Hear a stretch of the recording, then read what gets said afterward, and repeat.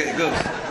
Well, I was promised that I'll have an opportunity to say a few words of thanks to Dennis and also to ask the first question. Now you're postponing my question. Okay, I'll ask the question, we'll have the first clause, and then we'll have that.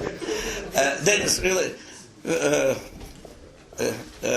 I want from all of us to thank you for your, as always, very thoughtful remarks, but no less to thank you for so many years of friendship and cooperation. And let me tell you very shortly, in 1 minute, why I think this cooperation and friendship was so valuable for me. I came to Israeli politics in 1996 from the world of chess, mathematics, and dissident struggle with the Soviet Union. All these three worlds were zero-sum games. Very clear worlds. In mathematics is or true or false.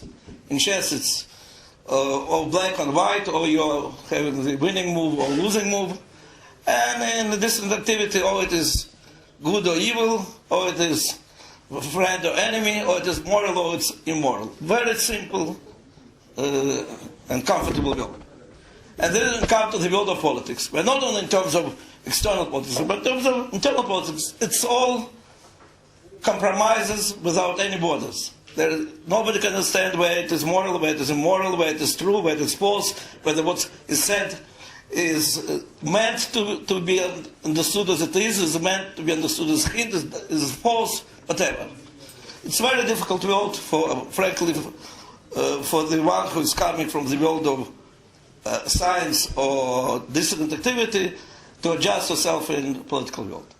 And then I remember from the very first days of the first Netanyahu government, Dennis, who was our permanent, almost member of the cabinet, I think. Once he was brought to the cabinet, they said, what Dennis Ross is doing here? He's Israeli, but okay.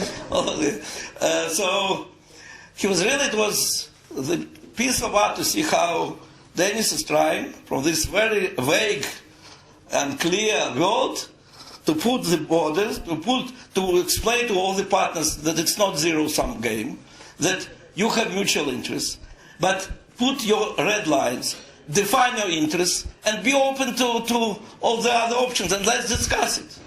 And to have such a patience, and not to be disappointed, and not to be in despair from the fact that it falls, and then you're building new ground field for the new game, and the new game.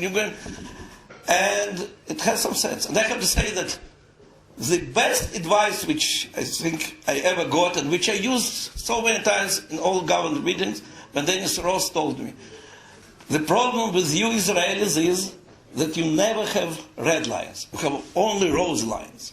And then they came and said it and repeated it to Bibi and to Arik and to Barak before.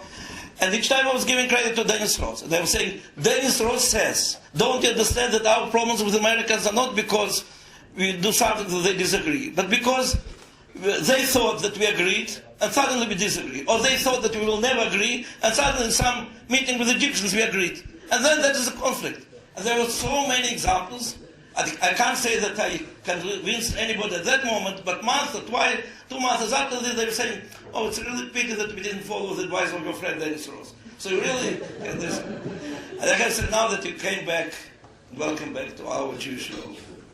And in fact, whether we are dealing with who is a Jew, or state and religion, or relations between diaspora and Israelis, what should be their cooperation. So it's the hard of the Lord, but it's world without clear borders, where there are no clear formulas, where it is very important to define red lines for everybody and then to be open for all the options. That's why we need you, that's why we welcome you. And now my question is, I was permitted to ask the first question. Because you are such a strong supporter of the idea of red lines, tell me please, if we think about Obama's administration's policy towards Iran, 3 years ago the message was very clear. Engagement with the regime is more important than changing the regime. So then many things changed, of course, and they had to change. Today there are clear successes of this firm policy.